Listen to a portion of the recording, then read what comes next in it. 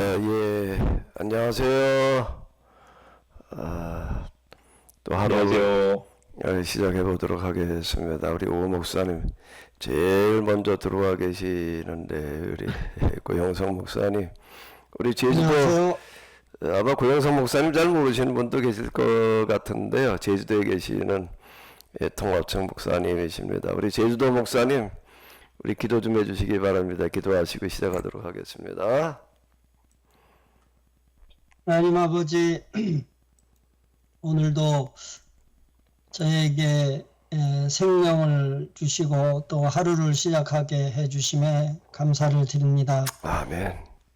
오늘 영성 수련에 본격적으로 들어갑니다. 저희가 길동무 목사를 통해서 안내를 받을 텐데 저희가 집중해서 또 몰입해서 잘 따라갈 수 있도록 성령님께서 인도하여 주십시오. 예수님 이름으로 기도드렸습니다. 아멘. 예, 고맙습니다. 뭐 괜찮으시면은 좀 카메라를 다 켜주시면 어떨까 싶은데 같이 보면서 얘기 좀 할 수 있도록요.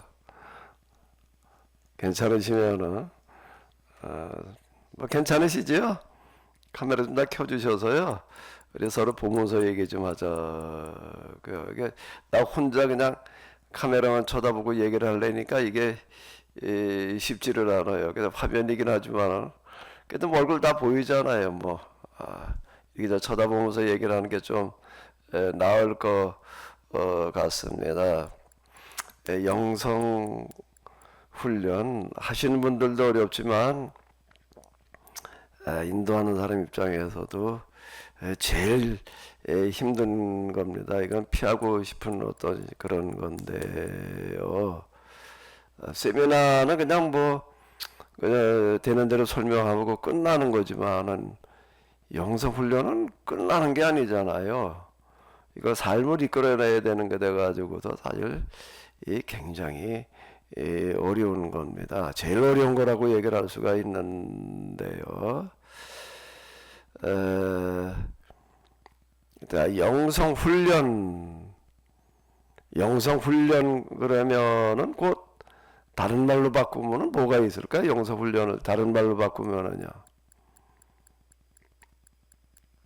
영성 훈련과 제일 비슷한 말이 뭐가 있을까요? 기도 훈련이라고 얘기를 할 수가 있습니다. 영성 훈련은 곧 기도 훈련이고요. 영성의 길은 곧 기도의 과정이다. 기도하는 일이다라고 이렇게 얘기를 해도 전혀 과언이 아닐 만큼 영성 훈련과 기도는 뗄 수 없는 관계입니다. 기도하는 만큼이라고 얘기를 해도 과언이 아닐 만큼 중요한 건데요. 기도 너무 잘 아시잖아요. 너무 익숙해져 있고요. 그런데 이제 기도를 무슨 기도를 뭘 어떻게 해야 되느냐. 이건 참 굉장히 어려운 이야기입니다. 그냥 많이 하면 열심히 하면 된다. 그냥 우리 이렇게 생각을 하게 되는데요.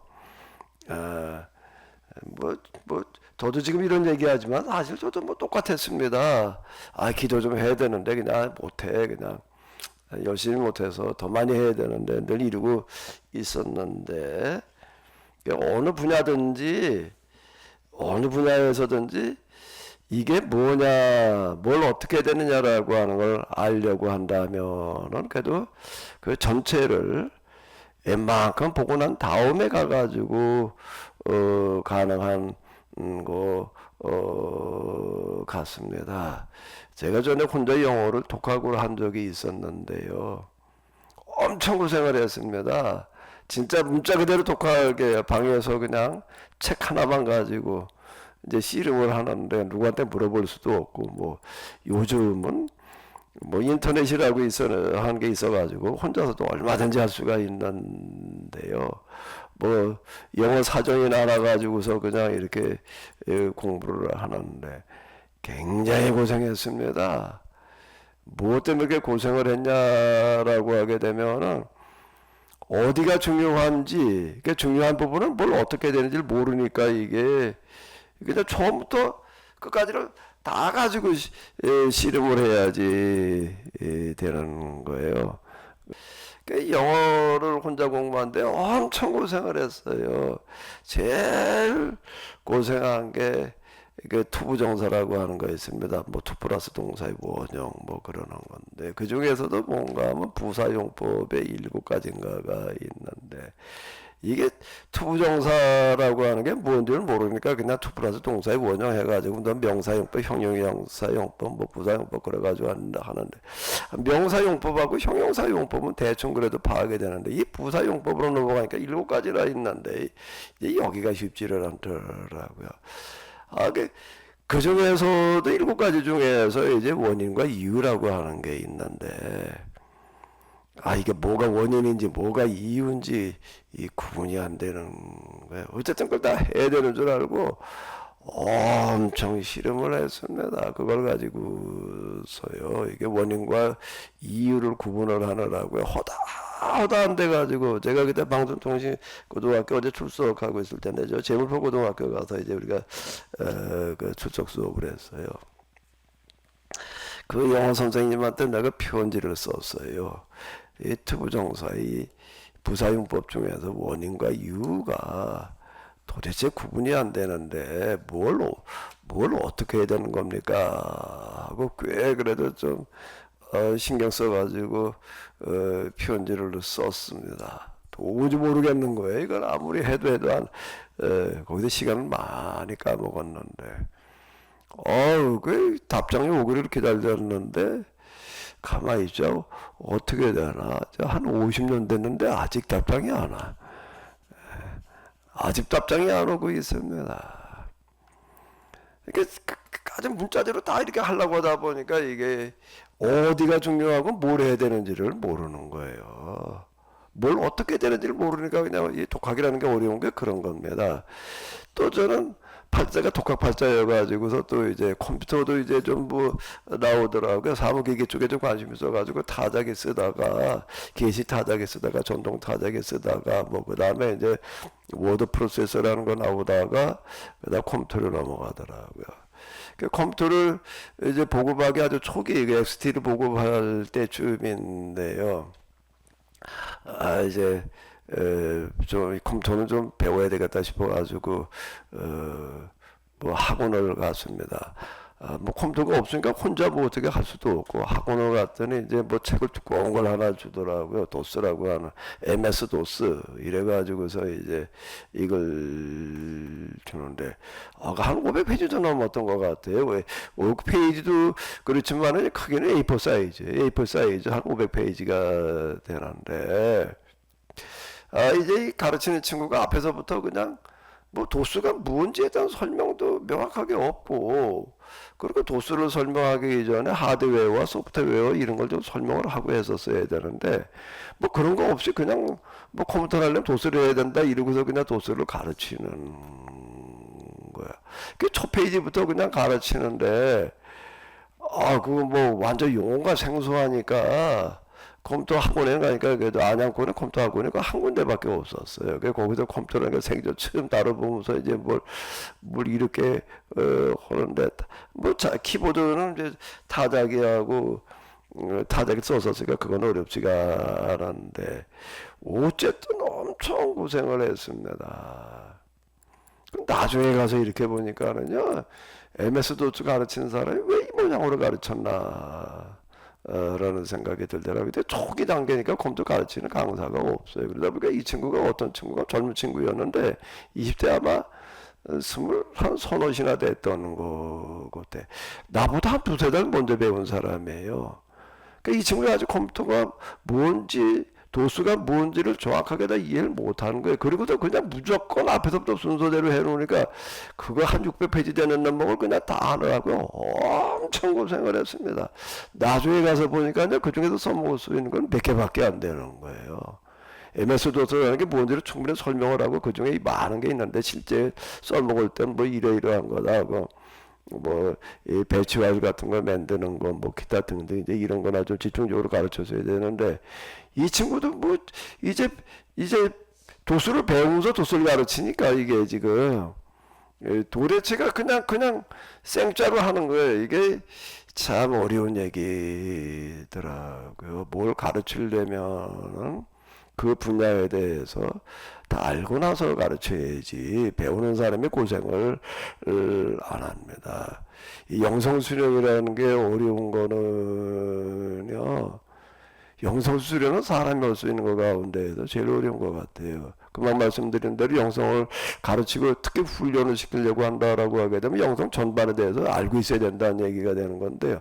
그 영성 전반을 어떻게 알아요, 그거를요? 영성의 세계를 뭐 책 몇 권 읽었다고 해가지고 될 노릇도 아니고 이걸 뭐 직접 경험해보지 않으면 안 되는 건데 이게 어려운 겁니다, 여기가요.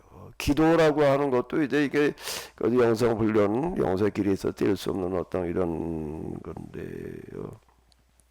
기도를 얘기를 하려면 기도로 갈 수 있는 끝까지를 가보고 난 다음에 얘기를 해야지 되는 겁니다. 기도가 맨 마지막 단계에 가니까 뭐가 어떤 게 있더라. 그 과정이 기도의 과정이라는 게 어떤 과정이 있다.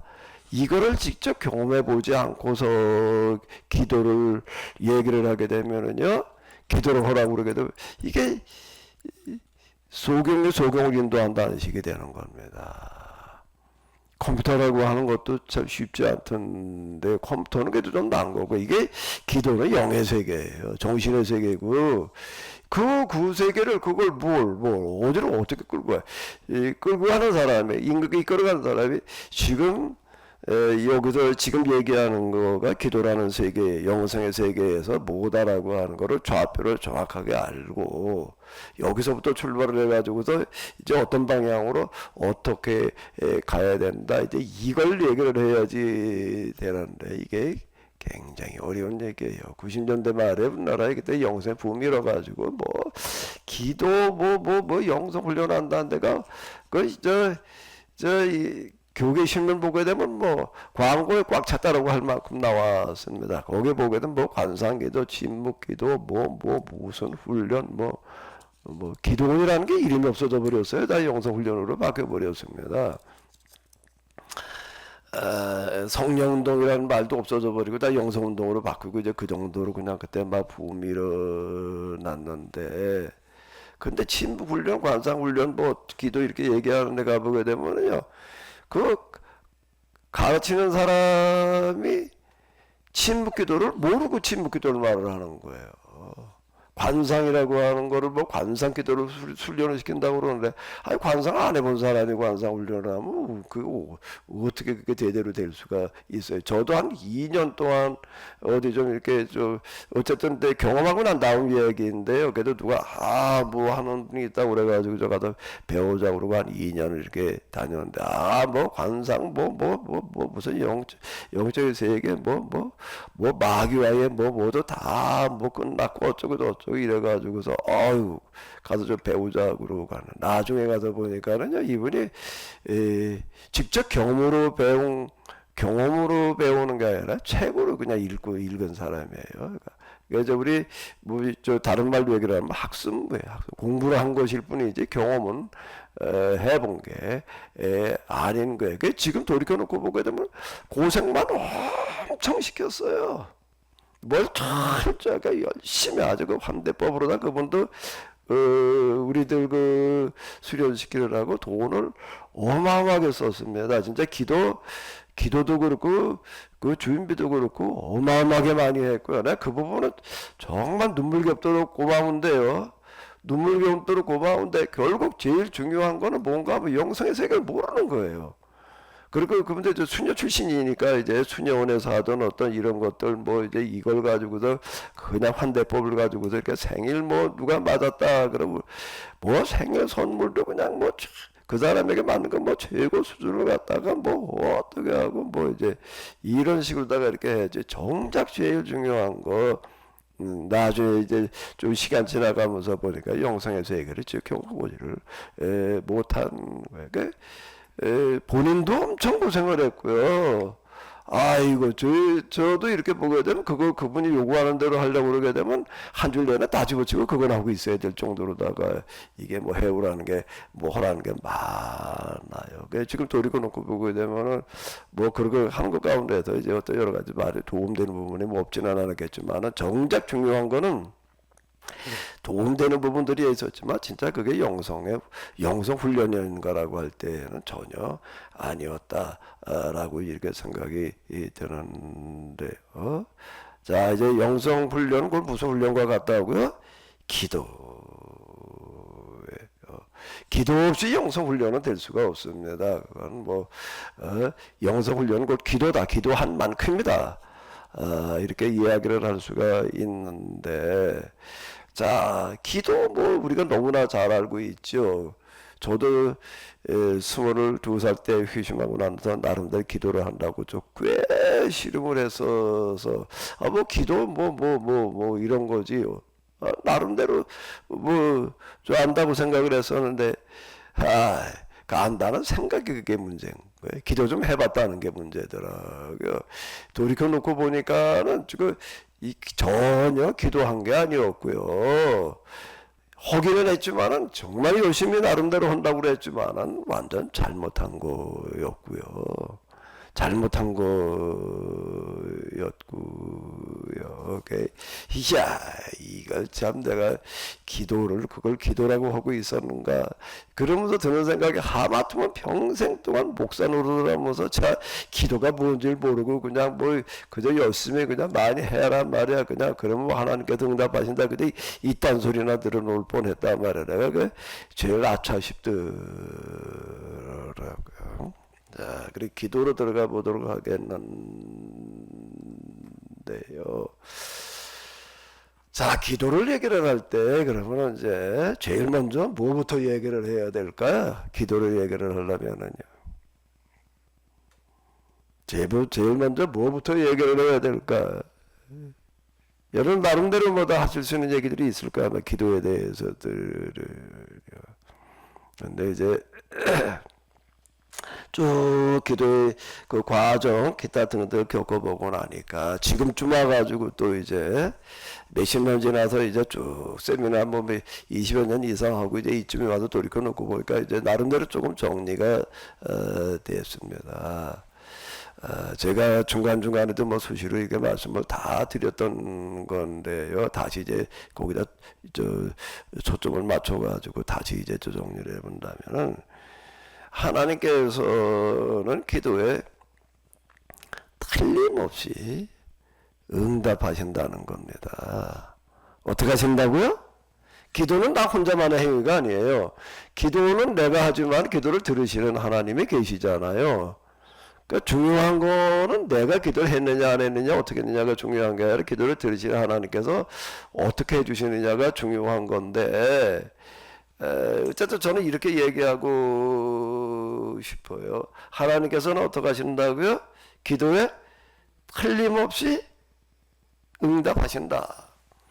이렇게 얘기를 하면 아마 좀 하고 싶은 얘기들이 많으실 거예요.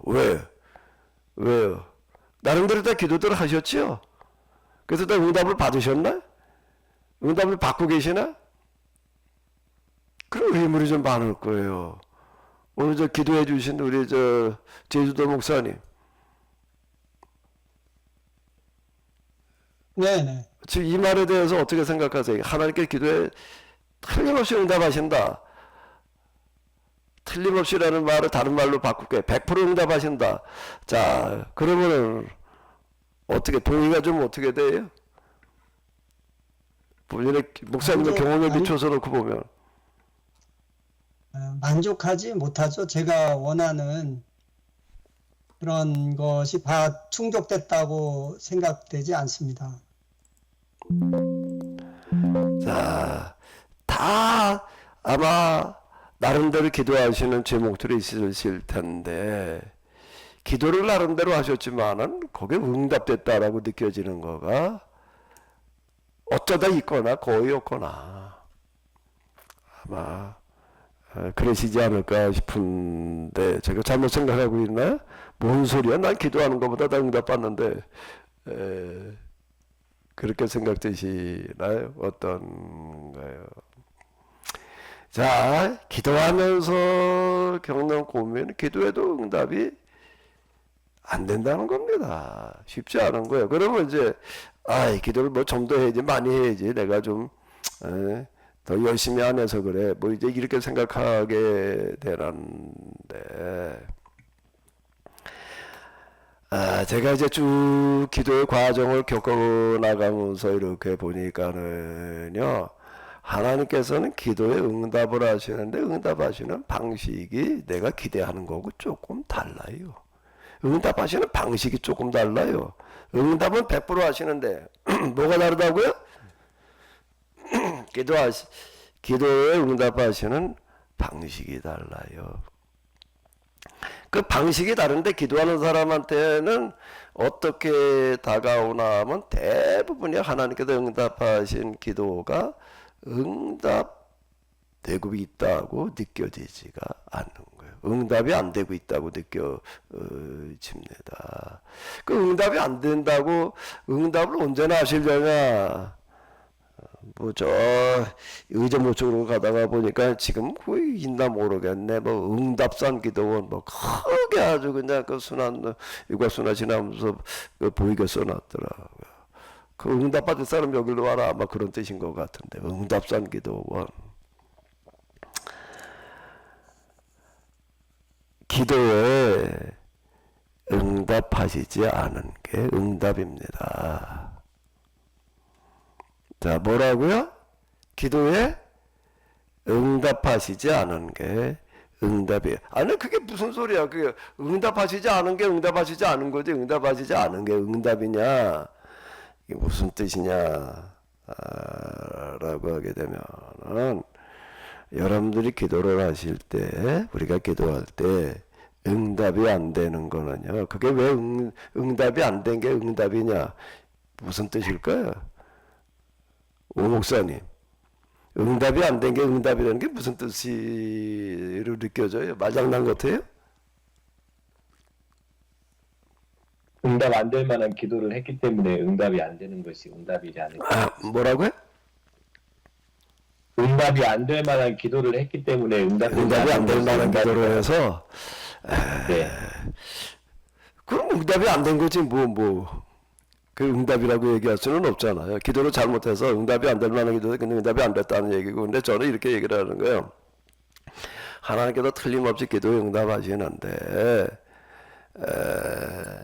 100% 응답하시는데 응답 안 되고 있는 거가 응답이다. 무슨 뜻이냐라고 하게 되면은 영성의 길을 가는데 기도의 세계를 가는 거는 나하고 하나님만 둘이 앉아서 둘이 그냥 하는 그런 게 아니라 여기에 꼭 끼어드는 자가 하나가 있습니다. 뭘까요? 마귀예요. 마귀가 와가지고 회방을 놓는데 이 부분을 이제 이해하기가 쉽지 않습니다. 영성의 세계, 기도의 세계, 뭐 기타 등등 이해하려면은 마귀를 이해를 해야 되는데 제가 뭐 늘 얘기하잖아요. 하나님께로 가는 만큼 이제 하나님을 본 만큼 나를 보고 하나님을 아는 만큼 나를 알고 그 다음에 이제 또 동시에 마귀를 경험해야 된다. 하나님 경험한 만큼 마귀를 경험을 하는 거죠. 나는 마귀는 상관없이 하나님만 경험한다. 그거는 없어요. 그리고 제가 지난 시간에도 계속 얘기를 했죠. 영성의 길은 이해한 만큼 되는 거다. 이해한 만큼 되는 거다. 지금 이제 제가 설명하는 이 간접 경험 이라는 부분 이걸 통해서 여러분들 이해하는 거가 굉장히 중요한 겁니다. 한번 듣고 끝나놓게 되면은요 그 자리에 끝나요. 그걸 충분히 그걸 가지고 많이 여러분들이 듣고 또 듣고 계속 생각을 해가지고 이게 무슨 식이겠구나 그걸 충분히 이해를 해놔야지 되는 거죠. 뭐 그런가 보다 하고 넘어가 버리게 되면 거기서 끝나는 겁니다. 이해한 만큼 진보가 일어나는 어떤 이런 건데요. 왜 하나님께서 응답하시지 않은 게 응답이라고 얘기를 하는가라고 하게 되면, 응답하시지 않는다는 얘기는 무슨 뜻인가라고 하게 되면, 여러분들의 기도에 마귀가 끼어들어 가지고 회방 놓지 못하도록 지켜주고 계시다라는 얘기가 되는 겁니다. 다시요. 응답이 안 된다라고 느껴지는 게 뭐가 어떻게 되는 거라고요? 하나님께서 여러분들의 기도를 지켜주시는 거예요. 이렇게 얘기하는 사람들이 있습니다. 나 기도할 때마다 응답을 받는데 음성으로 환상으로 이렇게 받는다라고 얘기를 하는데, 저도 전에 그 20대 초중반 때 나도 그렇게 기도 좀 그런 식으로 응답 좀 받아보려고, 나도 좀 그렇게 돼보려고 엄청 쫓아다녔습니다. 무슨 예언 뭐 어쩌고 해가지고서 다니다 보니까는 진짜 기도하는 것마다 응답받는 사람이 있더라고요. 환상으로, 말씀으로. 나도 그렇게 돼보려고 엄청 노력을 했어요. 그 사람들한테 그냥 아주 이제 줄을 서 이제 상담하는 사람들이, 내가 이렇게 기도를 해도 참 난 아무리 응답이 안 되는데 도대체 하나님께서 뭐라고 하십니까? 가서 물어봐요. 그 예언을 한다나 예언하는 것보다 조금 더 한 사람은 아주 직접 이렇게 1인칭 화법식으로다가 이제 말해주는 사람이 이제 있고, 또 환상으로도 한번 보고도 얘기해주는 사람이 있고요. 이 사람들 가보게 되면 놀라운 게 있어요. 이렇게 딱 가서 뭔 얘기를 하게 되면요, 예를 들어서 이제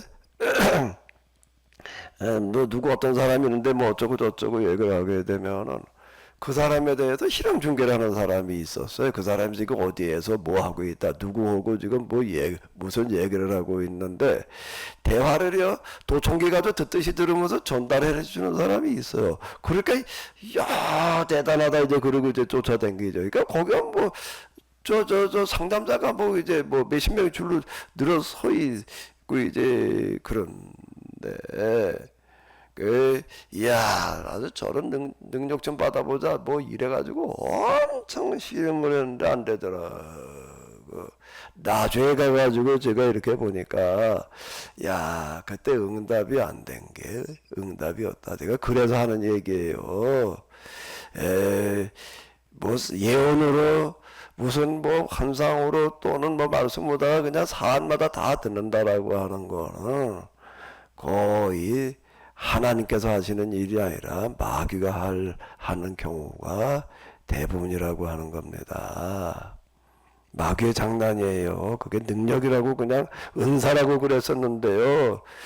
아이고 가면 그냥 내 마음을 다 얘기를 하니까, 내가 옛날에 했던 무슨 잘못된 거 다 들춰내니까 투시라고 그러잖아요. 아이고 껌뻑죽 쥐어가가지고, 이야 이 사람은 그냥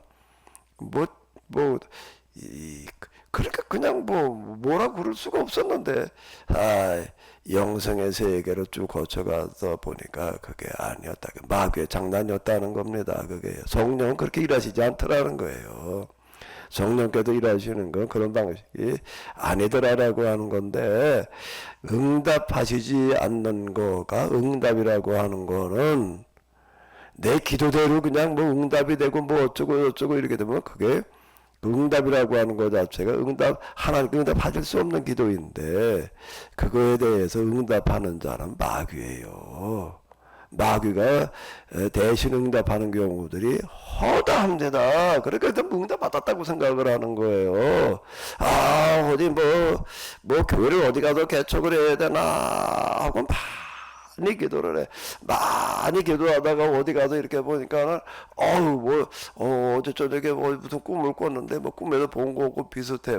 이제 이 비슷하게 이제 응답받았다고 얘기하는 경우들이 있습니다.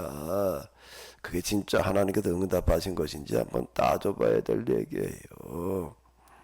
응답이라고, 응답받았다고 생각하는 것 자체가 응답받았다고 생각하는 것 자체가 마귀의 속임수일 수 있다. 마귀의 고단수 속임수. 내가 마귀의 가장 무서운 무기는 속임수다라고 내가 계속 얘기를 하는데 그 얘기예요.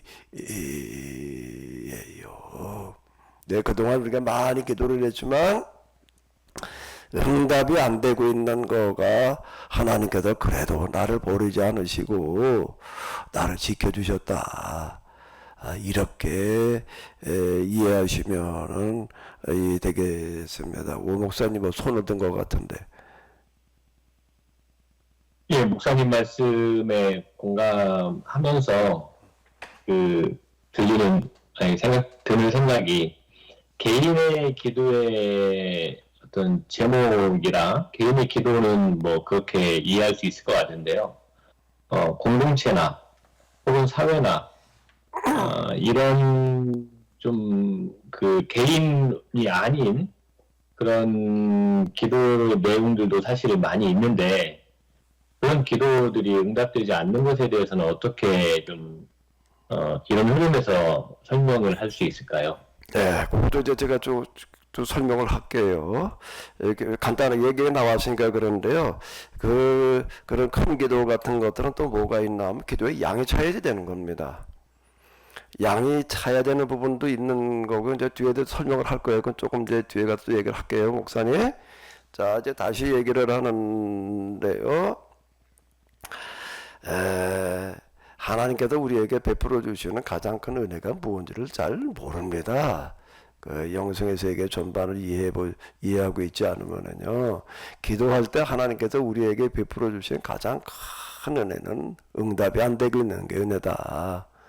이렇게 이해를 하시면은 되겠습니다. 거기 응답 받았다라고 뭐 응답 받았다 이렇게 얘기하는 거에 대부분은 하나님의 응답이 아닌 마귀의 응답인 경우다. 그동안 특히 은사 능력 이렇게 얘기한 경우들은 거의 그렇다 다라고 얘기할 수는 없지만은요, 거의가 그렇다라고 해도 과언이 아닐 만큼. 그럼 그 사람들한테는 왜 그렇게 이제 그게 응답이 그런 식으로 되느냐라고 하게 되면은요, 이제 채널이라고 하는 거가 있는데 마귀와 채널이 맞아지면 그렇게 되는 겁니다. 마귀의 채널이 맞아지게 되면은 그쪽으로 넘어가게 되는 어떤 그런 현상이 이렇게 나타나는 거예요. 제가 이제 계속 일지에다가 뭘 적으라고 얘기를 하는가 하면 생각과 감정의 상태, 마음을 적으라고 계속 제가 얘기를 하는 거는 여러분들의 생각을 점검하지만은요, 마귀를 점검하는 거예요. 그게요. 여기에서 한번 넘어가기 시작을 하게 되면 돌이킬 방법이 없습니다. 처음에 한 번, 두 번 그 생각을 잘못 받아들여가지고 넘어가면은요, 못 빠져나와요. 마귀의 공격이라고 하는 거를 무슨 덮쳐오고 말이야 뭐 어쩌고 하는 거로만 생각을 하는데 내 생각을 지배하고 들어와요.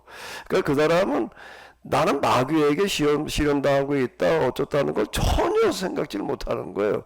그냥 뭐 내 그 생각이 든 거지 뭐 그게 마귀하고 뭔 생각이 있어. 이게 벌써 이제 마귀의 속임수라고 하는 거예요. 그러니까 내가 자꾸 생각을 꼭 적어놔라고 얘기를 하는 건 이제 집중 훈련으로 들어갈 때는 이 부분이 굉장히 중요해요. 그러니까 마귀가 틀림없이 이제 다가오기 때문에 그런 거고요.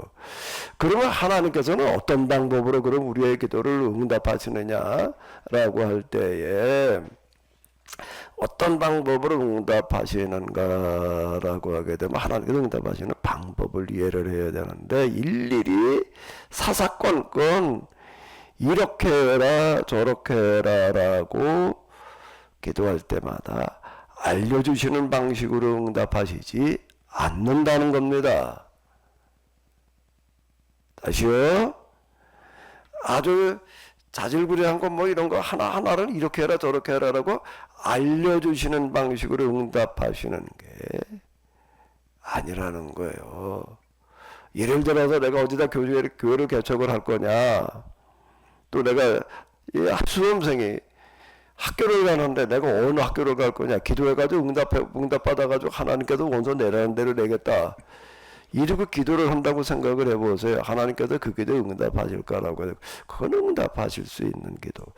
저 응답하시긴 하시는데 내가 기대하는 것을 어느 대가라고 이렇게 말씀하는 식으로 응답하시지는 않는다라고 하는 겁니다. 왜 그러냐라고 얘기를 한다면 하나님께서는 우리에게 뭘 주셨냐면 우리에게 주어진 정신세계와 관련된 기능이 뭐가 있죠? 이성이라고 하는 게 있습니다. 이성이라고 하는 거가 그 기도 이성이 그냥 이성이지 뭐 공부하고 뭐 합리적인 판단 추론 뭐 합리적인 기능에서만 역할하는 거겠지라고 생각할 수가 있는데 영성의 세계로 들어가게 되면 우리에게 주어진 이성, 감성, 또는 의지, 뭐 지정이라고 얘기하는 것 가운데에서 제일 중요한 게 이성이에요. 아니 이성이 영성의 세계에 뭐가 그렇게 중요하냐 말이 영성의 세계는 감성이 중요하지. 예? 감성은 영적인 경험이라는 데가 이게 중요하지라고 얘기를 하는데 영성의 세계를 신비처럼 경험으로만 이해하고 달라들었다가는 100% 마귀에게 넘어갈 수밖에 없습니다. 그러니까 지금 나에게 기도할 때마다 환상이 보이고 음성이 들리니까 이게 뭔지를 모르는 거예요. 그냥 응답인 줄로 알고 있는 거예요. 이게요. 그게 과연 진짜 하나님께 응답하신 건가를 진지하게 물어봐야지 되는데 그거 없이 그냥 그렇게 보니까 하나님께서 능력을 주셨다. 그 왜 능력이 주셨다고 응답하셨다고 생각되는가? 그런 환상과 음성이 들려졌을 때 무슨 생각이 따라오는가 하면 하나님께서 응답하셨다는 생각이 같이 따라오니까 그렇게 생각을 하는 거예요. 하나님께서 이런 능력을 나에게 주셨단 말이야. 은사를 주셨다는 생각이 드는 거예요. 강하게 드는 거예요. 그것도 하나님께 내가 기도했더니 이렇게 응답하셨다. 이렇게 생각을 하는 겁니다. 그 생각이 문제가 되는 거예요. 그 생각을 절대 그냥 받아들이지 말아라. 내가 이제 이렇게 계속 얘기를 하는 게 영성의 여러분들이 아마 집중도가 높아질수록 그 생각이라고 하는 거가 굉장히 중요합니다. 그거 분석하지 않고 그 분석과 점검하지 않고 가면은요, 그건 틀림없이 그건 잘못된 길로 갈 수밖에 없다라고 하는 겁니다. 이성의 기능을 주신 게 영성에서 굉장히 중요한 거예요. 영성의 세계에서 지정의 가운데 제일 중요한 게 뭐라고요? 이성이에요. 아마 영성을 얘기하는 분 가운데에서 이렇게 얘기하는 사람이 거의 없을 거예요. 이성이 중요하다 영성의 세계에. 그게 무슨 소리냐 무슨 소리냐라고 한다면은 하나님께서 사람에게 이성을 주신 것은 이성은 이해력과 판단력이에요. 이해력과 판단을 가지고 스스로 분별하면서 살아가게끔 하나님께서 만들어 놓으셨어요. 짐승한테는 이성을 묻기가 어렵습니다. 본능에 따라서 그냥 감성의 지배를 받고 사는 거지요.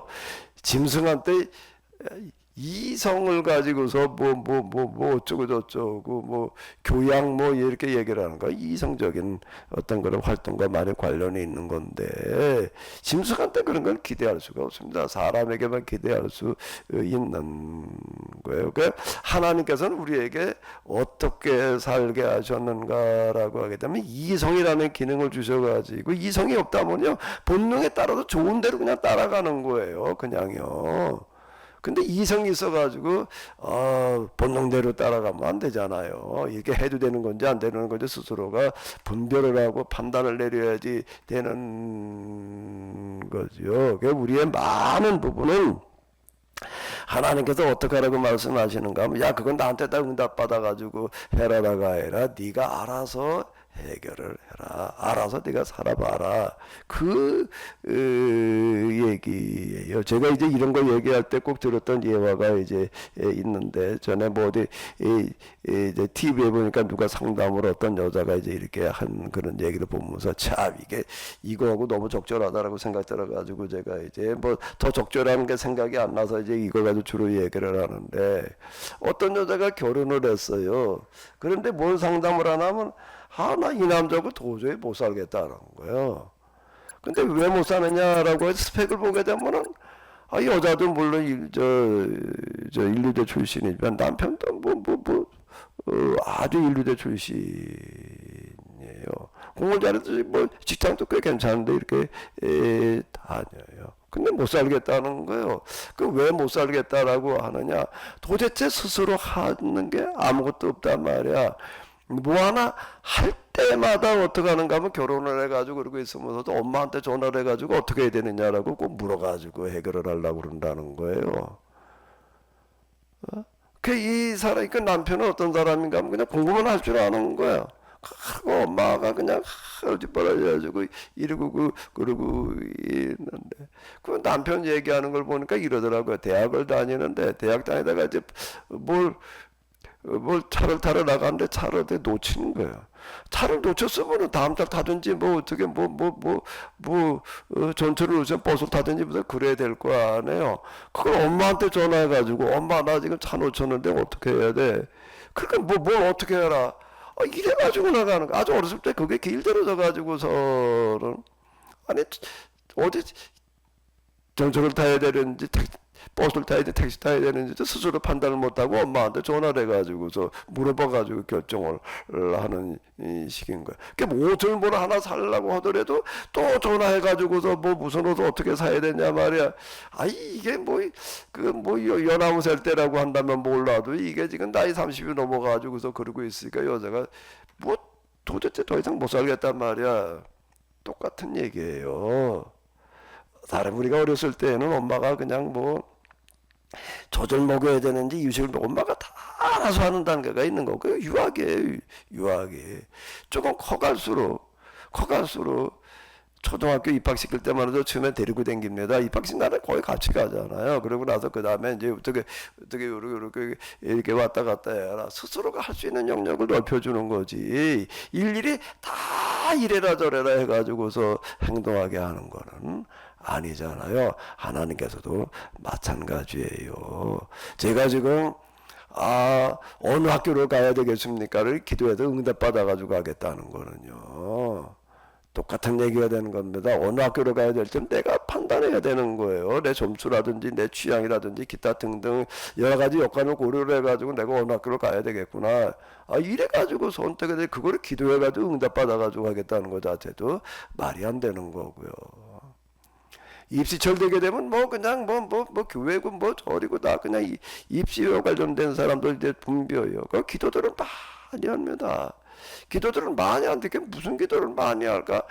일단 시험 잘 보게 해달라는 식으로 다 기도들을 하고 있는 거예요. 아니 시험을 잘 본다는 게 뭘 말하는 거예요? 그 시험 잘 보다 하나님께서 특별하게 도와주시고 시험을 잘 봐야 되나? 어떻게 해야 되는 거예요? 시험 잘 보려면요. 열심히 공부해야 되는 거예요. 공부한 만큼 점수가 나오는 거지. 거기 특별히 하나님께 도와주셔서 시험 잘 보게 해달라. 이거 자체가 벌써 얘기가 안 되는 거야. 입시를 앞두고 기도를 할 수는 있죠. 정말 열심히 공부하게 하시고 정말 중간에 가다가 힘들어가지고 그냥 포기하지 않게 하시고 또 열심히 공부하고 그랬는데도 또 어떻게 실수해가지고서 또 망칠 수도 있어요. 다만 이제 잘못 쓸 수도 있고 기도들도 그렇지 않고 이제 열심히 노력한 만큼 그 결과가 나올 수 있도록 인도해달라고 이런 식으로 가야 될 노릇이지 이게요.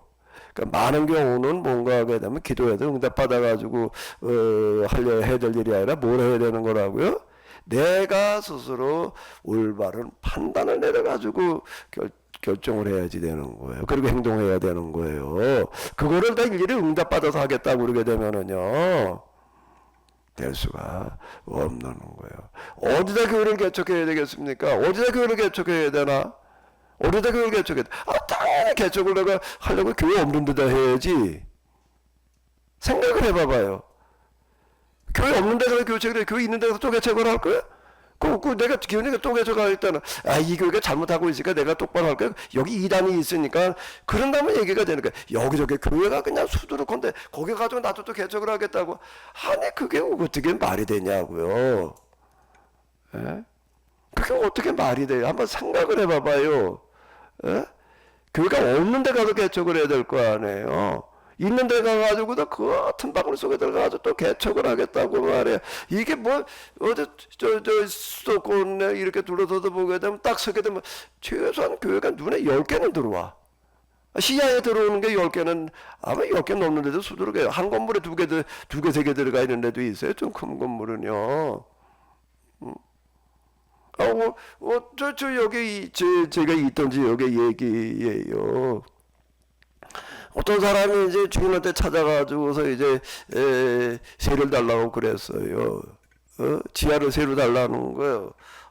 세 놓겠다고 광고했으니까 보트파에 가서 알아보고서 이제 세를 놓겠다고 갔어요.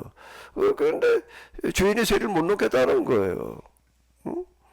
주인이 세를 못 놓겠대요. 안 주겠대요. 왜 안 주냐 그랬더니 그 주인이 물어볼 거 아니에요. 지하 얻어가지고 뭐 할 거냐. 나 교회를 하려고 그런다.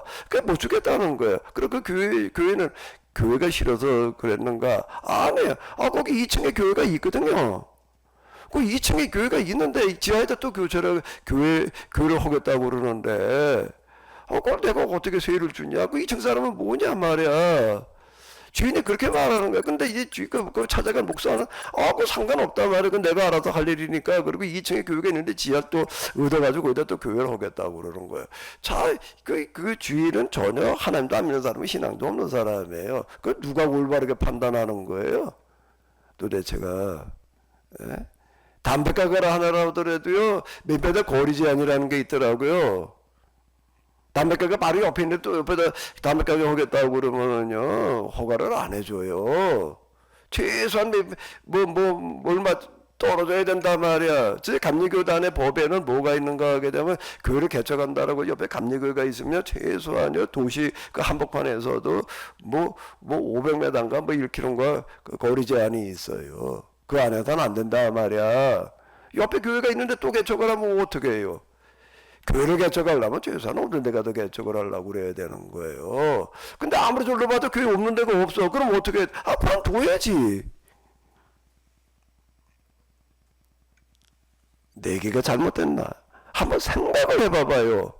여기저기 교회가 그냥 넘쳐나고 있는 그래도 나 신학교 졸업했으니까 말이야. 나 사명이 있으니까 사명감을 가지고 교회를 또 개척하겠다 말이야.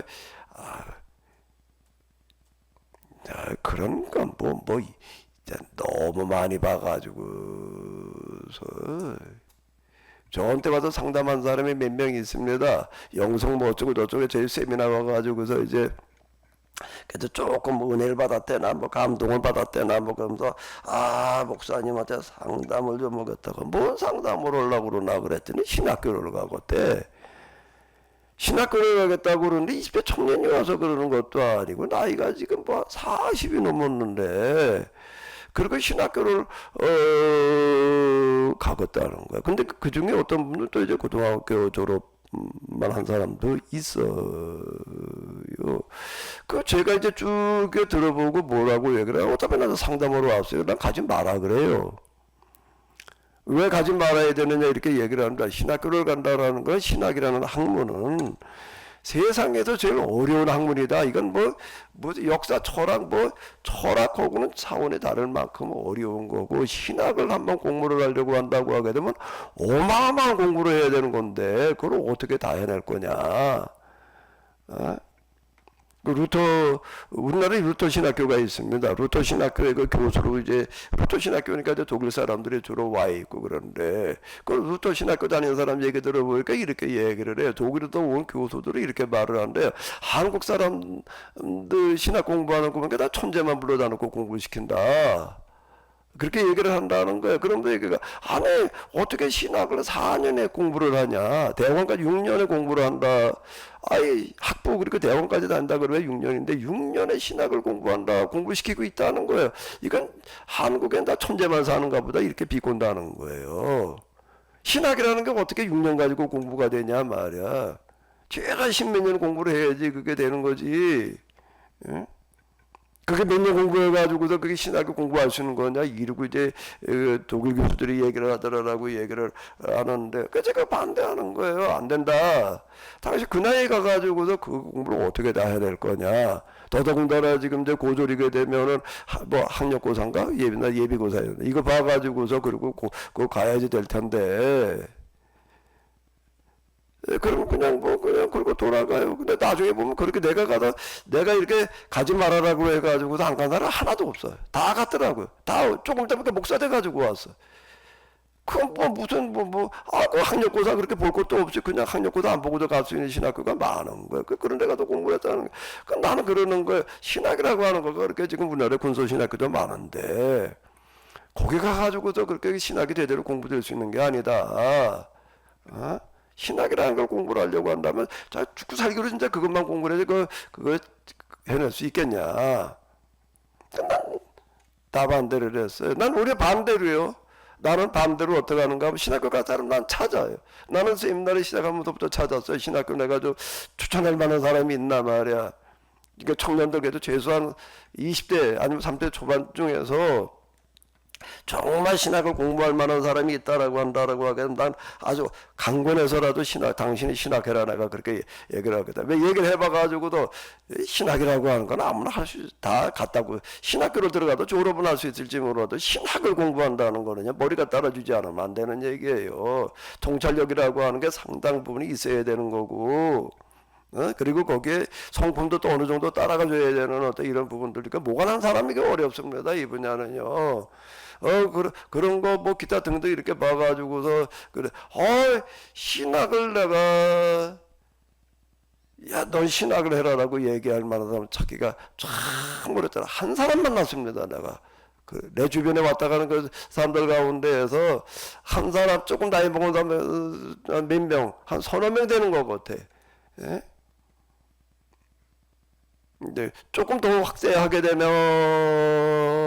제 세미나 온 사람들 가운데에서 이제 뭐 박사학위 받은 교수들도 여러 명 있었는데 그중에도 젊은 사람들 뭐 이런 사람들 좀 헐만한 사람 그중에 또 실제 한 사람도 있어요. 서울대에 나와가지고서 뭐 교수로 있던 사람 하나 있는데 이제 신학교를 갔어요. 가가지고서는 수업 시간에 어떨 때 이제 문자가 들어오더라고요.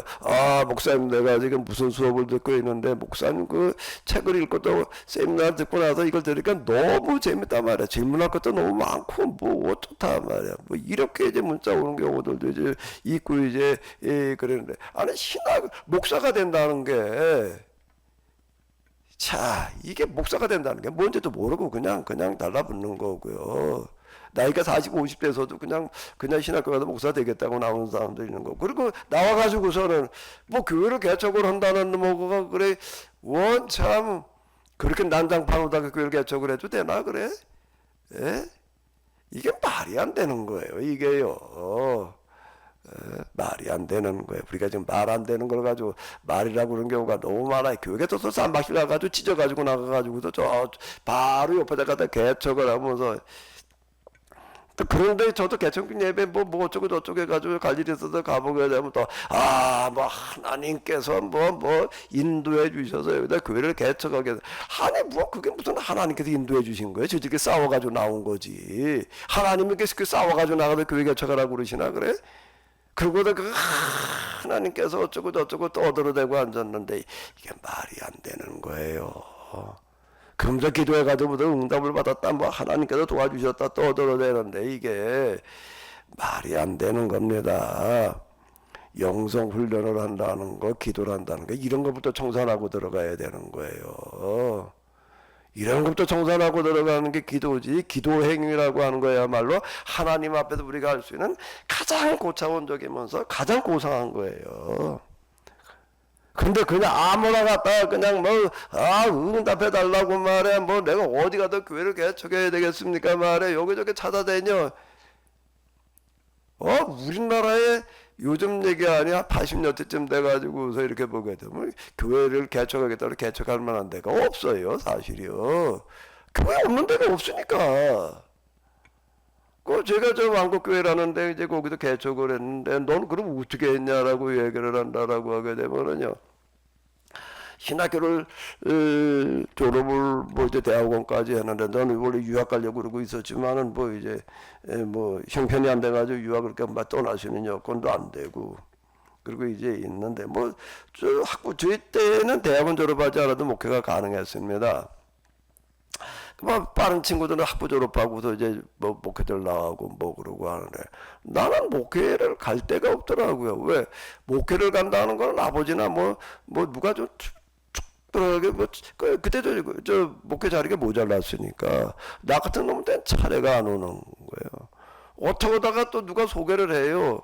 누가 소개를 해서 이렇게 보게 되면 또 거기 소개받아서 오는 사람이 여러 명이야. 여러 명이면 그 교회는 어떻게 정하나 하면 설교를 해보라고 그래가지고 설교 들어가가지고 그래서 그래도 마음에 드는 사람 결정을 하게 돼. 그건 난 앞만 봐도 그래. 그 신학교 졸업에 목회 가야 될 텐데 그래 같은 신학교 졸업한 다음에 경쟁해가지고 설교 경쟁해가지고서 그걸 교인들한테 그래 교인들 들어보고 결정하겠다고 그러는데 누가 좀 잘하나 그래 그러고 간다는 게 난 그건 아무리 봐도 안 맞는 얘기 같아. 네? 아니 그 교회 목회자를 선정을 하는 거가 하나님께서 보내시는 거고 하나님께서 세우시는 거지 교인들이 설교 들어보고서 그래 결정을 하고 그러는 거 이게 난 아무리 봐도 난 내 상식에는 안 맞는 거예요. 그럼 난 관두는 거예요. 내가 관두해주고 내가 가가지고 저 설교를 해봐가지고서 내가 그 다음도 오는 사람보다 설교 더 잘할 자신도 없고 됐다라고 하더라도 그렇게 해가지고 가면은 안 되겠더라고. 난 그냥 안 가고 있는 거지 안 가는 건지 못 가는 건지. 예?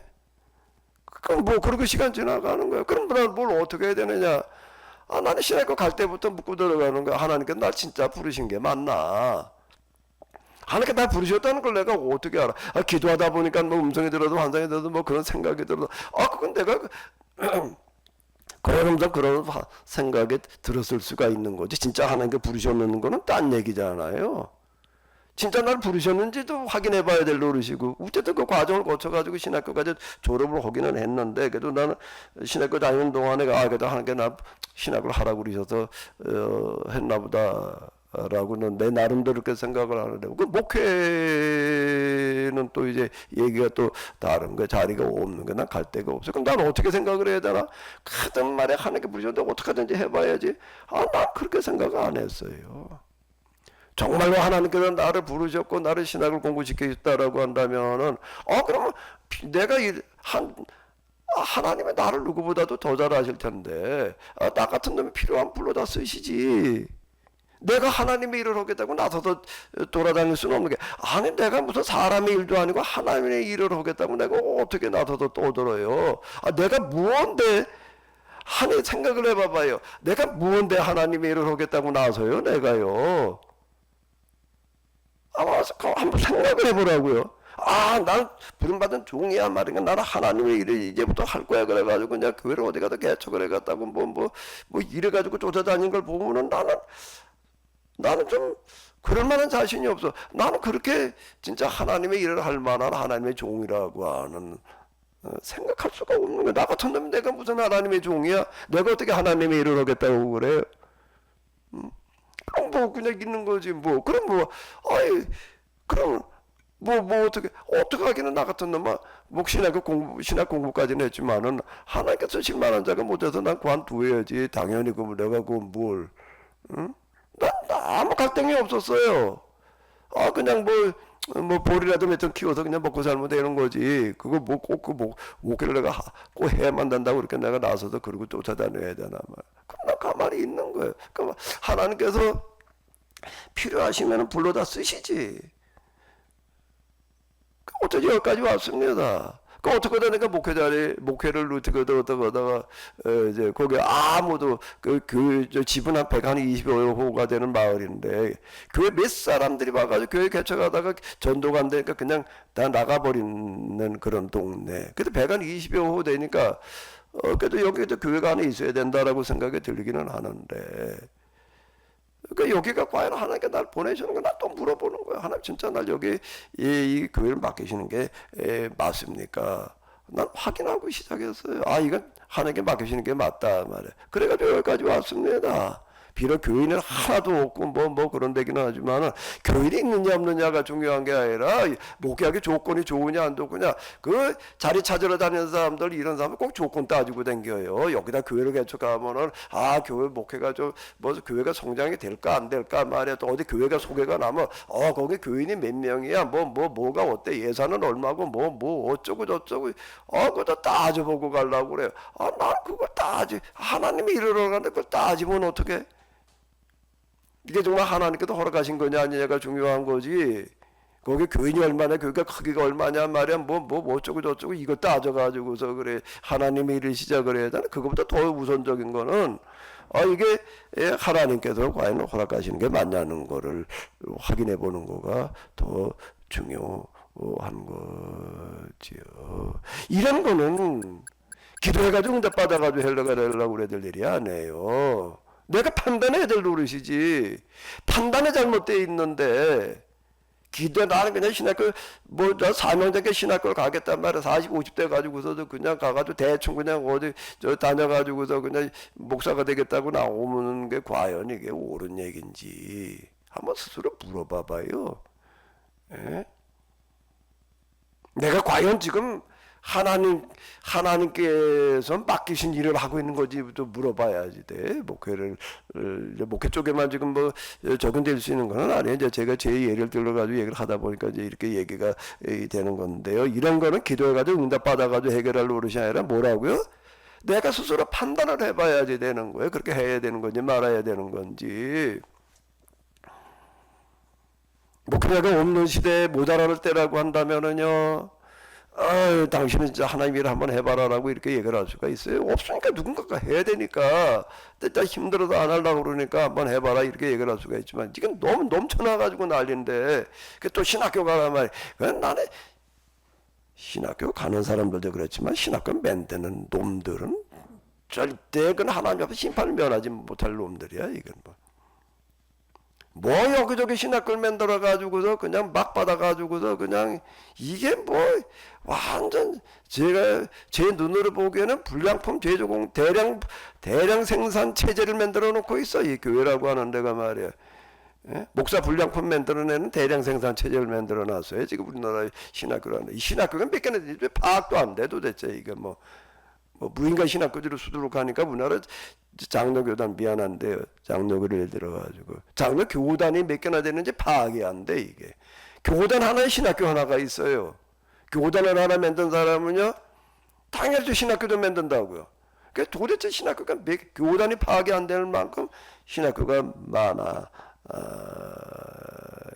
제가 알고 있는 사람 한 사람은요 초등학교만 졸업한 사람이 있었는데요. 그 신학교 가가지고도 목사 되더라고요. 또 오래 다니지도 않아. 잠깐 다니고 나서는요. 도대체 뭐가 어떻게 되는 건지 말이야. 이게요, 지금요.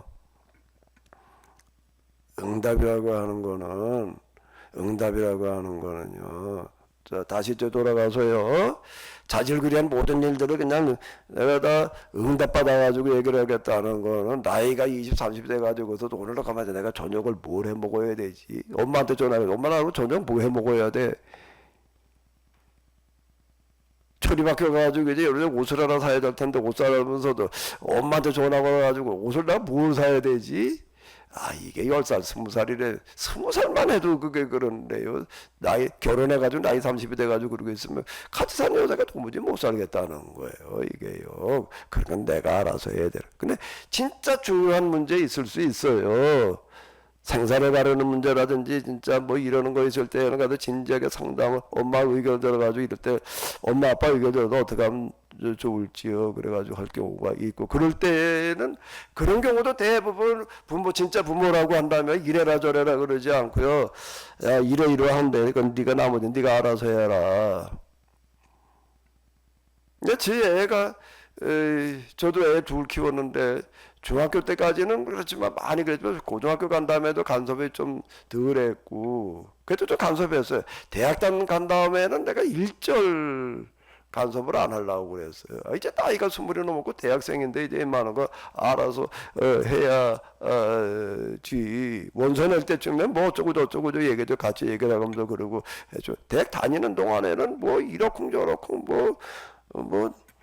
꼴저기 얘기를 안 하려고 그랬습니다. 마음에 안 들고 하고 싶은 얘기가 많이 있지만은요, 정말 안 하려고 그랬어요. 졸업해가지고 좀 있다가 또 뭐 와가지고 뭐라 그러냐면 뭐 어학 연수를 가겠다고 그러는 거예요. 그 대학 다니는 동안도 아니고 저 졸업해가지고서 뭐한 1년 직장 다니다가 와가지고서 또 그러는데 그거 뭐 그 나이에 이제 뭐 유학을 갈 것도 아니고 연수를 뭘 가냐라고 생각이 드는 거예요, 저는요. 그렇지만 나 그 말 안 했어요. 야 이제 뭐 너 나이 먹고 그러니까 네가 알아서 판단해라. 그랬더니 가더라고요. 속으로 나는 안 갔으면 좀 하는 게 마음이지만은 나 그 말을 안 했다고요. 왜? 이제 지가 알아서 해야 될 일이지. 그걸 내가 간섭해가지고 가라 말아라 말해 이래야 될 노릇인가. 그 내가 계속 이래라 저래라 뭐 그래야 될 노릇이야 이게요. 이제 나이가 20몇 살이나 됐으니 이제 스스로가 판단해서 하는 게 좋지. 이 여자애가 혼자 뭐 어디 뭐 왕년수를 간다고 그러겠는데 사실 걱정도 되고 뭐 국비 가지고 가는 거니까 돈 들어 우리가 돈 크게 뭐 해줘야 될 건 아니지만은. 그것도 뭐 시험 봐가지고 뭐 돼야지 되더라고요. 뭐 시험 봤더니 뭐 됐대나 그래도 간대나 뭐 그래가지고 그냥 뭐 잘 갔다 와라 조심해라 그냥 뭐. 내 저 주의는 몇 가지 좀 주었어요. 몇 가지 그런 거 정도 얘기를. 진짜 부모라고 한다라고 하게 되면은요 자식을 어떻게 키워야지 돼요. 사람이 아닌 짐승도 보니까는요. 닭을 키우는 걸 닭이 보니까 새끼를 깨가지고서는 그냥 꼬꼬꼬꼬꼬꼬 이거 아무거나 먹이지 않고 그냥 먹을 거로 다 골라가지고 먹이더라고요. 그래가지고 그냥 품 안에 껴안고 그러고 키워요. 그런데 이게 이제 한 두세 달쯤 지나면은요 그 다음에는 어떻게 되는가 하면 새끼를 옆에 오지도 못하게 쪄요. 졸졸졸 쫓아다니면 쪄. 이제 네가 알아서 살아. 그리고 쫓아내더라고요. 닭도 그렇고 개도 그렇고 고양이도 그렇고 다 그래. 짐승도 알아요. 이제 스스로가 살아가게 해야 된다라고 하는 거를요. 하나님께서는 우리에게 뭘 어떻게 하시는가 하게 되면 자생력을 주셔가지고 스스로 우리로 하여금 판단 내려도 할 수 있게 하시는 거지 일일이 응답하시는 게 아니라고 하는 겁니다. 응답하시는 경우가 있어요. 아주 진짜 판가름 나야 될 만큼 생사가 판가름 중요한 그런 상황 경우에만 개입하시는 거고 나머지는 우리 스스로 판단하게 하시는 거다라고 하는 겁니다. 이건 뭐 제가 세미나 때 이제 뭐 누차 얘기를 했던 어떤 그런 건데 그러면 이제 우리는 뭘 해야 되느냐 기도한다라고 하는 거가 그럼 뭐 이거저거 응답하시는 뭐 기도할 필요 없네. 그냥 내가 뭐 알아서 그냥 판단해서 그냥 하면 되네. 아니에요. 내가 알아서 판단해야 되기 때문에 더 많이 기도를 해야 되는 겁니다. 응답받아도 기도하려고 그럴 때보다 더 많은 기도가 필요한 거예요. 왜 필요한 거죠? 아니 뭐 응답하니까 내가 알아서 해야 된다는데 내가 알아서 하면 되지 왜 많은 기도가 필요하냐? 왜 기도가 필요할까? 왜 더 많은 기도가 필요할까요? 내가 알아서 판단한다라는 거가 뭐가 문제가 되나요? 알아서 판단해도 그렇게 했을 때 이게 결과가 어떻게 될지에 대해서 불투명한 거고요. 내가 올바로 판단한다는 건 굉장히 어려운 겁니다. 특히 사업 같은 거 한다라고 하는 거는요, 대학 가는 것도 뭐 판단이 쉽지 않지만요, 사업하는 거는요 정말 어렵습니다. 이걸 어떻게 해야 되나 사업을 한다는 게 매번 정말 새로운 상황에 내가 수많은 판단을 내려야 된다. 한 번 판단 잘못 내리면 망하는 거예요.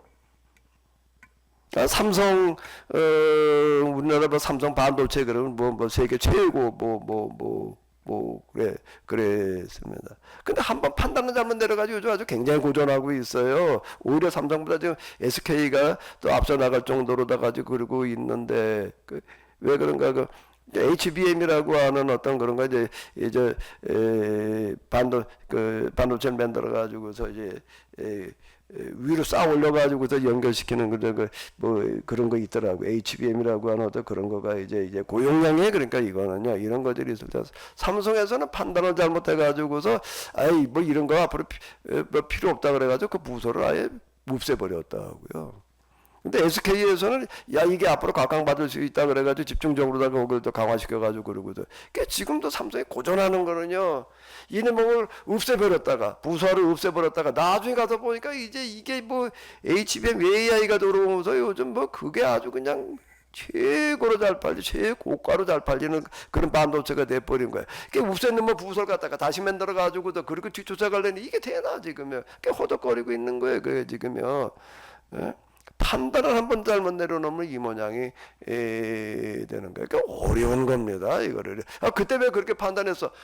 쉽게 말하지만 그때 올바로 판단하는 거는 굉장히 어려운 거예요. 제 여기 저 뭐야? 저 군대교회 온 사람 가운데 저 특이한 사람이 하나 있었어요. 저 이건희 회장 사돈이 좀 한동안 교회 예배 온 게 아니고 저하고 뭘 하러 왔다고 그래야 되나 교제를 하러 몇 달 온 적이 있었습니다.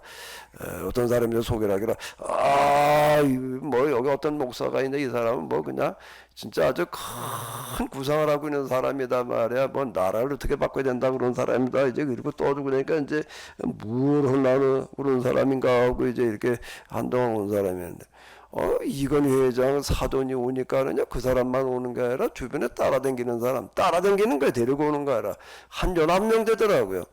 11명 되는데 다 회장이야. 다 회장이야. 이 사람들 차 몰고 오는 걸 보니까 그때는 에쿠스라고 하는 거야. 제일 컸는데 에쿠스도 일반 에쿠스가 아니라 그 뭐 한 칸 더 넓혀놓은 에쿠스가 있더라고요. 뭐 그런 것도 몰고 와요. 뭐 벤츠 뭐 최고 승용차 이러고 몰고 오는 사람. 네. 어쨌든 묘함 주는 거 보니까 다 회장이야. 다 사반 회장들이고 뭐 이제 그런데. 그 중에도 제가 건축 관련된 사업하는 사람들이 몇 명 있었어요. 그 사람들 통해서 이제 내가 우리 건축에 돌아가는 얘기를 좀 이제 들었어요. 그런데 얘기가 뭔가 우리나라 큰 건축회사 사무실은 서울 뭐 어느 동에 다 있대나? 어느 동에 거기 다 몰려 있다는 거예요. 왜 거기 몰려 있냐 그랬더니 어느 중견 건축회사가 갑자기 커졌대. 갑자기 커가지고서 그냥 큰 건축 회사가 이제 됐는데.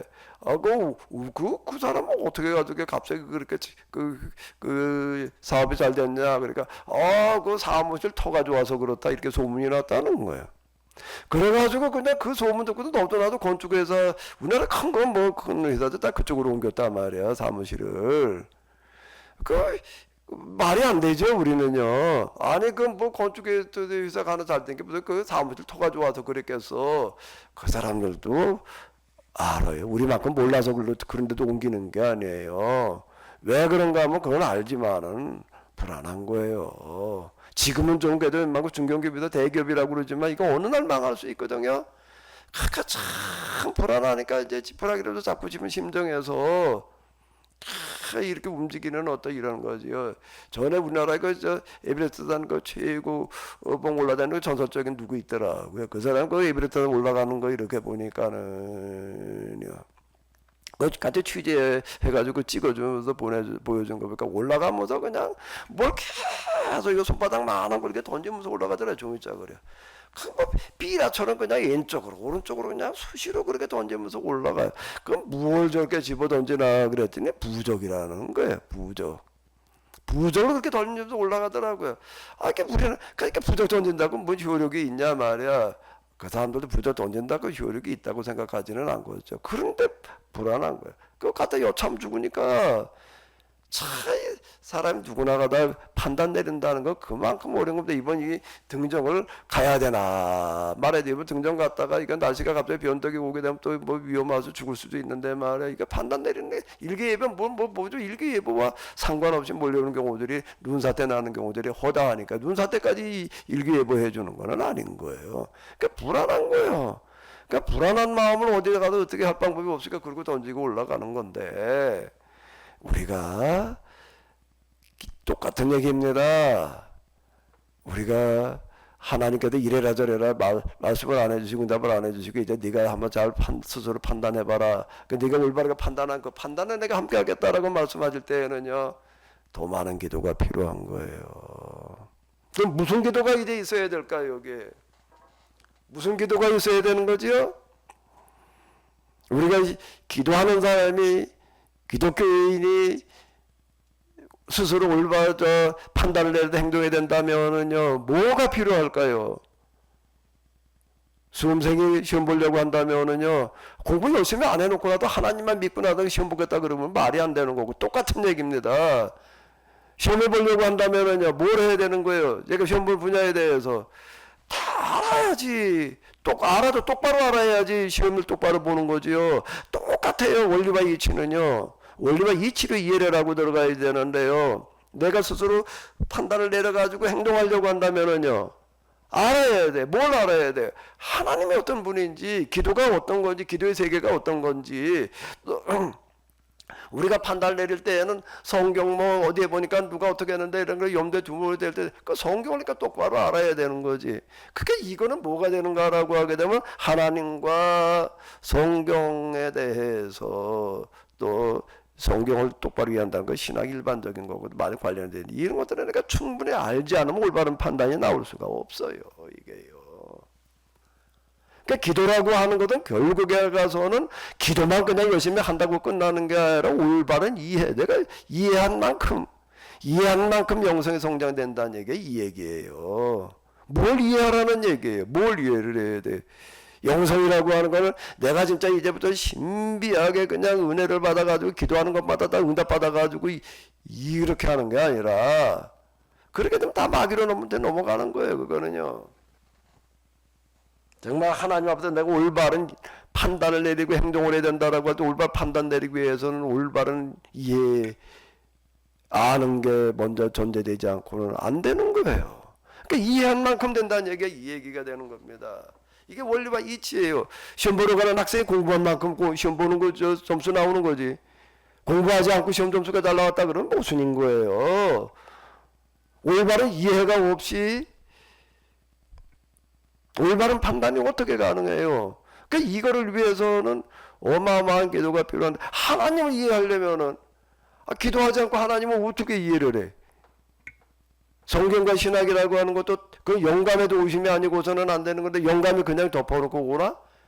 기도를 통해서 영감이 여기 기도의 단계만큼 영감이라고 하는 거고 오게 마련인데 그러니까 이 제가 지금 말씀드린 하나님께 일일이 응답하시는 게 아니라 올바른 이 판단, 네가 스스로 해봐라라고 얘기를 할 때는 더 많은 기도가 필요해야 되는 거예요. 이거는 기도 없이는 어림도 없는 얘기가 되는 겁니다. 이 부분은 이렇게 접근해 들어갈 때는요. 뭐 제가 이제 늘 말씀드렸던 어떤 이런 건데요. 자, 한 10여 분 동안 조금 더 하실 말씀이 있으시면 좀 해보세요.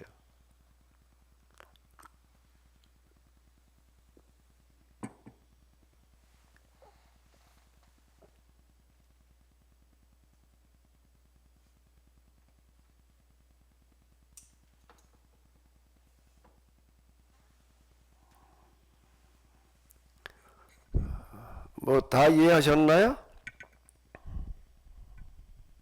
충분히 다 이해가 되셔서 하실 말씀들이 전혀 없으신가요?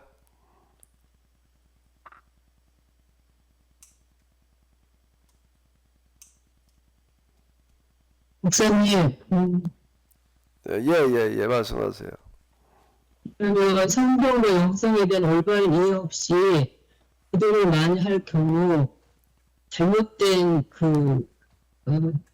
영감을 많이 받을 수 있다. 그걸 잘못된 영감을 받으면서 이게 하나님께서 영감을 주셨다고 우리가 착각할 수 있다는 그런 일이 많이 일어날 수 있다고 생각을 해도 되겠네요. 예, 그럼요. 제가 다시 얘기를 하는데 마귀의 가장 큰 무기가 뭐라고요? 속임수예요. 그 속임수가 굉장히 그 고단수가 있어요. 아주 고단수의 속임수가 있습니다. 이 영성의 세계가 쉽지 않은 거가 마귀가 개입을 해가지고서 방해를 놓는데 방해가 여러 가지 방법으로 다가오는데 속임수로 와가지고서요 헛고생하게 하는 경우도 있고 완전 잘못되게 만들어 놓을 수도 있고 잘못되게 만들어 놓을 수도 있고 라고 하는 거예요. 제가 지난주에도 아마 말씀드리지 않았나 싶은데 이거 기도해가지고 뭐 응답 좀 받는다는 거가 참 굉장히 어렵습니다. 근데 어떤 분이 나게 되면은 이 사람 교회 다니는 지 얼마 되지도 않았는데 나간 지 나가자마자 사람들 모여서 기도해야 한다고 그런 데를 갔더니 방언을 하고 예언들을 하고 있는 거예요. 그 사람은 거기 가면은 방언하고 예언하는 사람은 그냥 덩달아 자기도 방언도 하고 예언도 해. 그 다음에 또 어디 가니까 또 뭐 하는 사람들이 있는가 하면은 또 투시하는 사람들이 있는 거예요. 이 사람 거기 가면 또 그냥 저절로 투시가 되는 거예요. 근데 사람들 마음을 다 들이다봐, 이제. 이 사람은 그냥 뭐든지 옆에 그런 거 하는 데 있으면, 되는 사람. 근데 모두 그런가 하게 되면은, 치유 가운데에서 이제 이 태아의 치유라고 하는 게 있어요. 태아 있을 당에서 상처받은 거 치유해야 된다. 내가 임신됐을 때 우리 엄마 아빠가 나에 대해서 아주 기뻐하고 그래서 문제가 없는데 아이고 이게 원하지 않는 임신을 했어 어째서 이러고 하게 되면은 그게 이제 상처가 돼도 여기 그대로 남아 있다가 나를 이제 지금 힘들게 하는 게 거기가 원인이 됐다. 그 심리학 이건 과학적으로도 증명된 그런 얘기예요. 그래가지고 이런 치유들을 많이 합니다. 그런데 내가 엄마 뱃속에도 임신됐을 때 우리 엄마 아빠가 나에 대해서 주변 사람들 어떻게 생각했는데 내가 어떻게 알아요? 모르죠. 그런데 그런 거 가게 되면 이 사람은요. 거기 어제 좋은 모임에 들어갔을 때 이거 얘기하는 거 보니까 거기 앉아 있는 사람 한 사람은 다 말을 해주는 거야. 당신이 임신됐을 때 어떠했고 당신은 어떠했고 이걸 다 말을 하니까 사람들 놀라는 거예요. 그러니까 이 사람은 나는 게 특별한 은혜를 주셨다, 능력을 주셨다 이래가지고 은사자라고 부르더라고. 은사자, 능력자, 사명자라고 부르고 있어요. 이 사람을 보니까는요. 그래가지고 제가 어떻게 했다고요? 당신은 절대로 딴 교회 가지 말고 우리 교회로 와라. 무조건 와라.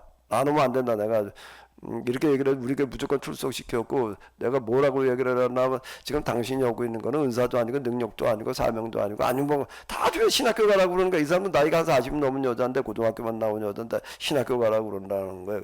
그래서 저 신학교 가려고 그러고 있더라고요. 절대 신학교 가지 마라. 근데 내 신학교 가지 말라고 해도 안 간 사람은 이 사람 하나야. 나머지는 다 가잖아. 그 상담한다고 그 다음에 안 보여요. 안 보였다가 한 몇 년 뒤에 나타난다 해보니까는 목사 돼가지고 나타나더라고. 근데 이 사람 진짜 안 갔어요. 내가 허락한 대로 우리 교회 출석을 했고, 그리고 이제 신학교도 안 갔는데 내가 뭐라고 얘기를 했나 하면은 그건 능력도 아니고 하나님 주신 무슨 은사도 아니고 아무것도 아니지 영적인 감수성이 그런 것일 뿐이니까 절대 그거 써먹으려고 그러지 마라. 누가 묻더라도 하나님께서 때문에 당신 어때 이렇게 말씀하지 그런 말 절대 하지 마라. 내가 이제 이렇게 얘기를 했어요. 그건 은사도 아니고 하나님께서 하시는 게 성령께서 하시는 게 전혀 아니다. 영적인 감수성이 그렇게 할 뿐이다. 그래서 제가 그 치원에 거기 양천 치원에 가보면 이 사람 주변에 누구 사람이 따라다니면서 하나님 지금 저한테 뭐라고 그러세요? 다 그러고 쫓아다니는 거예요. 거기 원장님도 같이 있을 때 이제 들어와서 그랬더니 집사님 하나님께서 오늘은 좀 뭐라고 그러셨어요? 이렇게 묻고 있는 거예요. 그런 식이에요 이 사람은. 그러니까 절대 앞으로 이제 누가 물어도 말하지 마라. 절대 누가 물어도 말하지 말고, 물론 나도 한 번도 안 물었어요. 나한테 물론 말하지도 않고, 그렇게 하면 안 된다. 이제 내가 이렇게 얘기를, 이렇게 했었는데요.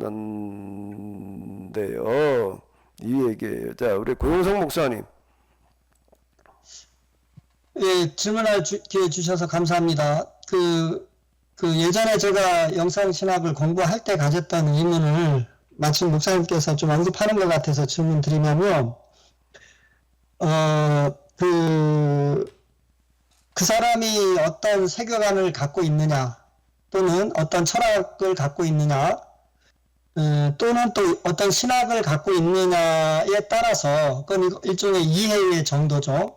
그거에 따라서 영성도 이런 어떤 영향을 받는가.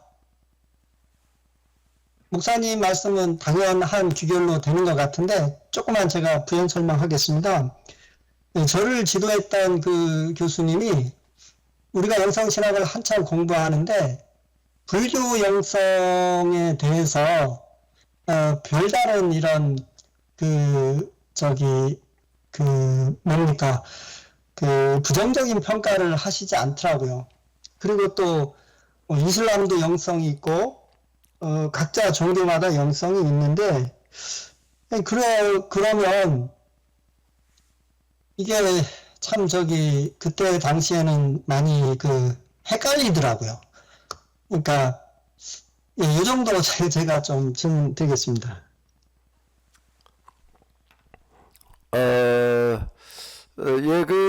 이제 90년대 중후반에 나타난 그런 현상인데 갑자기 이제 영성이 바람이 불었어요. 그래가지고 이제 지금 영성 수련 뭐 얘기하는 사람들도 많았고 이제 신학교마다 이제 영성을 가르치지 않을 수가 없어가지고 다 이제 영성들 이제 교수님들이 가르쳤어요. 근데 이제 그 영성이라고 하는 거는 경험을 기반으로 하는 어떤 이런 건데 이해만 가지고 되는 게 아니잖아요. 근데 영성에 대해서 이제 뭐 가르칠 만한 사람이 없는 거예요. 그 당시 이제 영성을 전공한 사람, 전공에도 박사학위 받은 사람도 별로 없고, 그때 아마 저 장신대 유혜령 교수님이 그 뭐 최초로 영성 가지고 박사학위 받았다. 뭐 이제 그렇게들 제가 이제 그 한참 그러고 할 때 처음에는 유혜령 교수님이 아직 박사학위 받아 들어오기 전이었고, 조금 있으니까 유혜령 교수님이 이제 영성 가지고 박사학위 받아가지고 왔다, 뭐 이제 이런 얘기 이제 하더라고. 그 외에 신학교에서 영성을 전공해가지고 가르친 게 아니에요. 그냥 가르치는데, 그건 뭐 그냥 읽어가지고 이 책 저책 읽고 가르치는 겁니다. 읽고 가르치다가 보니까는 금방 말씀드린 불교에서 많은 것들을 갖다가 써먹었어요. 불교는 그 명상의 그런 기법들이 많이 발전돼 있거든요. 그 방법을 갖다가 많이 써먹었습니다. 불교뿐만 아니라 다른 종교 지금 뭐 회교 것도 갖다 써먹고요. 유대교에 또 무슨 거 뭐 어디 뭐 힌두교에 뭐 어쩌고 저쩌고 해가지고서 이제 이렇게 얘기를 하는 건 제가 언젠가도 한번 얘기를 했던 것처럼 정신집중 훈련이지 영성 훈련하고는 그건 전혀 거리가 없는 얘기예요. 그러니까 영성 가까이 가지도 못한 거고, 그거는 그걸 가지고도 이제 주로 이제 뭐 영성 수련을 하자 그러고 이제 불교 방식다 들이다 해요. 그 나름대로 그게 도움되는 부분이 있습니다. 도움되는 부분이 전혀 없다는 얘기가 아니라 그 정신 훈련이라든지 명상 이런 게 도움이 됐다는 이야기지, 그게 영성 훈련이 됐다는 거고는 거리가 먼 얘기예요. 거리가 먼 얘기라 상관이 없다라고 얘기를 해도 과언이 아닐 만큼요. 오히려 이 성경에 얘기하는 영성과는 반대 방향으로 갔다라고 얘기를 해도 지나치지 않을 만큼 관련이 없다라고 하는 겁니다. 목사님, 조금만 구체적으로 아까 쉽게 질문 드려보겠습니다. 네.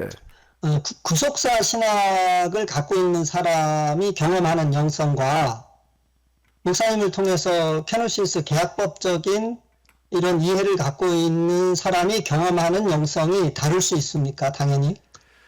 다를 수 있는 게 아니라 다른데요. 구속사적인 시각을 가지고 있는 사람들의 영성은 대부분 다 수도원 영성으로 치우쳐갑니다. 거의 다 수도원, 그 다음들이 이제 수도원 영성, 수도사들이 영성가다라고 생각을 하고 이제 그들 모델로 삼아가지고도 이렇게 가거든요. 저도 당연히 그렇게 갔었어요. 근데 나중에 가다가 보니까 이제 이게 아니다.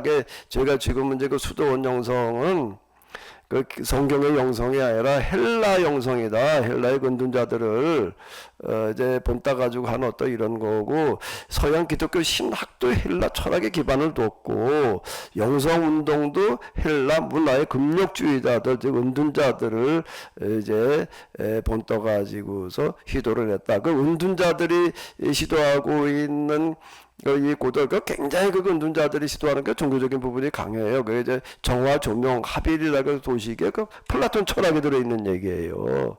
그걸 가지고서 이렇게 한 거지, 그게 성경의 영성이라고 얘기를 할 수가 없다라고 제가 이렇게 얘기를 하는데, 그 영성가가 누구냐라고 하는 거를 이렇게 놓고 볼 때에 수도사들을 영성가라고 그러는데, 수도사는 헬라 영성가다.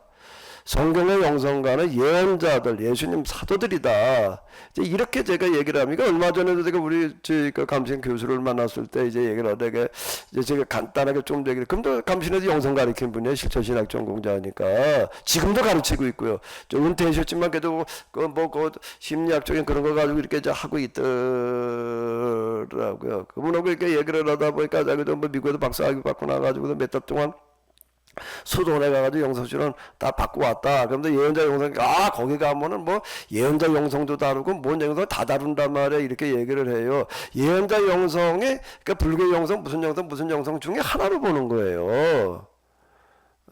그렇게 보고서 그냥, 불교 영성 거기 가면 다, 어디 갔더니 다 훈련시키더란 말이 이렇게 얘기를 하는데, 이제 구속사 신학을 가지고서 이렇게 볼 때에는 계약이라고 하는 것도, 아담과의 계약, 노아와의 계약, 아브라함과의 계약, 그 다음에 모세 계약이 있고, 그 다음에 다윗 계약이 있고, 이래가지고 그 병렬을 놓고 봅니다. 병렬을 놓고 보는 거예요. 그 신에 대한 계약들 중에 하나일 뿐인 거예요. 그 구속사 신학뿐만 아니라 지금 아마 우리나라에도 특히 신학교에서 가르치는 영성은 100%라고 얘기를 해도 과언이 아닌데요. 예언자 영성 이렇게 얘기하면 예언자 영성들 중에 하나일 뿐인 거예요. 그렇게 다 그런데 여기다가 또 집중해주지도 않아요. 그리고 이제 정신훈련에 집중하는 어떤 이런 거 이렇게 볼 수가 있는데요. 자, 좀 시간이 지났기 때문에요. 얘기하다 보니까 조금 지난 30분에 끝나야 되니까 시간은 좀 거의 제가 정확하게 지켜가면서 하도록 할 테니까는요. 1분 지났는데요. 쉬었다가 다음 시간으로 넘어가 보도록 하겠습니다. 네, 첫 번째 시간 수고 많으셨습니다. 수고 많으셨습니다.